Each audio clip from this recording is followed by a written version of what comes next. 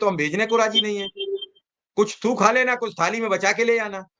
बाकी किसी ने आज तक इस शिक्षा पर यह चर्चा की कि प्राथमिक से लेके और ग्रेजुएशन तक हम एक ऐसी शिक्षा पद्धति बनाएंगे कि अगर सरकारी स्कूल बिल्कुल में बच्चा पढ़ेगा तो वो निश्चित रूप से कहीं ना कहीं जॉब पाएगा। क्या बिल्कुल। कोई ऐसी पद्धति लागू की गई? एक जमाना था, मैं बात करूंगा 88 87 की, जब मैं हाई स्कूल कर रहा था, तो लोग कहते थे कि सरकारी स्कूल से अगर नंबर आ जाता, इलाहाबाद यूनिवर्सिटी में नंबर आ जाता तो जॉब पक्का है। मैं 88 89 की बात कर रहा हूं कि इलाहाबाद यूनिवर्सिटी में अगर एडमिशन आपका हो गया तो जॉब पक्का है। आज किसी यूनिवर्सिटी में चले जाओ, किसी भी यूनिवर्सिटी में चले जाओ, हमें एक यूनिवर्सिटी बताओ कि उसमें हम पढ़ेंगे और ग्रेजुएट होकर बीएड करके निकलेंगे और मेरा जॉब पक्का है। आप रोज सर्च करते होगे ये चीज। आप मुझे एक यूनिवर्सिटी का नाम बताइए, फिर क्या फायदा है ऐसी शिक्षा का?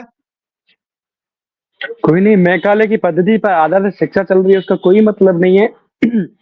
और फालतू में जो भी है, सरकार की जो भी स्कीम्स आती है, मैं तो देखता हूँ कि पूंजीपति का जिसमें हित होगा वो स्कीम्स आएंगी और उनमें ही सरकार का भला होता है।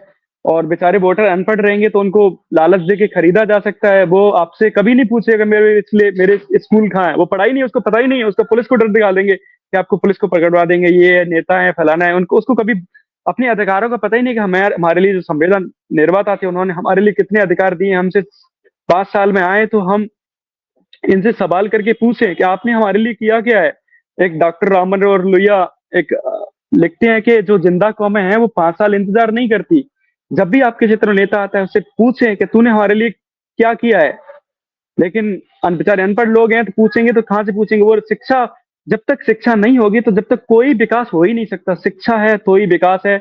और शिक्षा मूलभूत आवश्यकता है, वो प्राइमरी शिक्षा है। प्राइमरी शिक्षा मजबूत होनी चाहिए। उसके लिए आज सरकार पता नहीं किस तरह की नीति लेके आती है कि सरकार का राजपत्रित खारिज हो गया।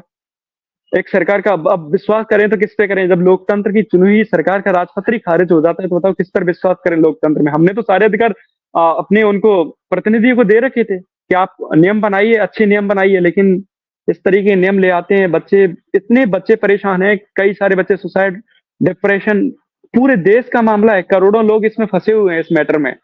लेकिन सरकार का जवाब नहीं आता, सरकार का वकील नहीं आता।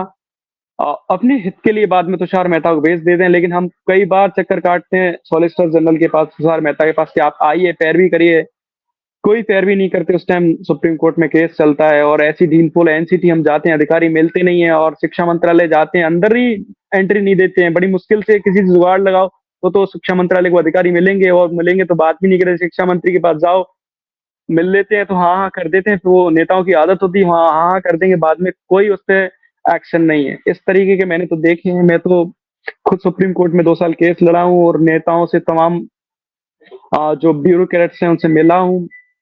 उस तरीका है नहीं जो जनता। नमस्कार साथियों, वीडियो आप सभी शिक्षा मित्र साथियों के लिए बेहद ही महत्वपूर्ण होने वाली है। दरअसल आज की ये खबर आप सभी के अस्थायीकरण को लेकर व रिसेंट में मिलने वाले मानदेय को लेकर है। दरअसल कब तक मानदेय आपका आने वाला है और मानदेय के साथ साथ अगर हम बात करें अस्थायीकरण की क्या चर्चाएं हैं सरकार में, इन सारी बातों के ऊपर इस वीडियो में चर्चा करेंगे। सभी साथियों से एक रिक्वेस्ट है, वीडियो को आप पूरा देखें। चैनल को अभी तक आपने सब्सक्राइब नहीं किया है, सब्सक्राइब भी कर लें। अब चलते हैं अपडेट पर। होना चाहिए जवाबदेही, उस तरीके नहीं है। गलत खारिज होते ही कई सारे के माँ बाप इतने परेशान हैं, बहुत ज्यादा। मैं इतने कॉल आते हैं कि हमारा बच्चा अब करे तो क्या करे, हम करे तो क्या करें। अब जॉब लगे हुए बिहार में एक जजमेंट निकाला था, जो जॉब लग गए थे 22,000 लोग, उनको निकालने का जजमेंट दे दिया हाई कोर्ट ने। वो ऑलरेडी 2 साल उनको जॉब हो गए, उनकी शादियां हो गई, बच्चे हो गए, वो कहाँ जाए बेचारे।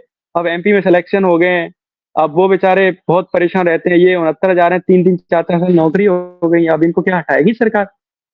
उन्हें उनका दोस्त क्या है? उन्होंने तो भारत सरकार के राजपत्र पर भरोसा कर लिया था। अब वो तो बेचारे वैसे ही पिसके सरकार पर भरोसा करके। अब बताओ किस पे भरोसा करें? सही कह चुनी रहे हुई सरकार का हैं। ये बिल्कुल। द्विवेदी वो आपने एक तो कही। एक साइड तो नरेंद्र मोदी हैं जो प्राइम मिनिस्टर, वो कहते हैं कि मेरी गारंटी है, आपको मैं गारंटी दे रहा हूँ हर चीज की। लेकिन आप, मैं तो सवाल करते हैं हम तो ट्विटर पे कि आप क्या इस भारत सरकार के राजपत्र की गारंटी देते हैं? युवा दर दर भटक रहा है, बेचारा युवा परेशान है। मैं तो कांग्रेस पार्टी से सबसे मिला हूँ। मैं तो राहुल गांधी से रिगार्डिंग उनकी रैली थी उसमें मिला था, ये दिया था। लेकिन नेताओं की वही आदत होती है, हाँ कर देते हैं उस टाइम, बाद में उसको टेंडेंसी में डाल देते हैं। मैंने ऐसा कोई पार्टी ऑफिस नहीं छोड़ा जहां हम गए नहीं हो। प्रोटेस्ट, जंतर मंतर प्रोटेस्ट करके बैठे हैं।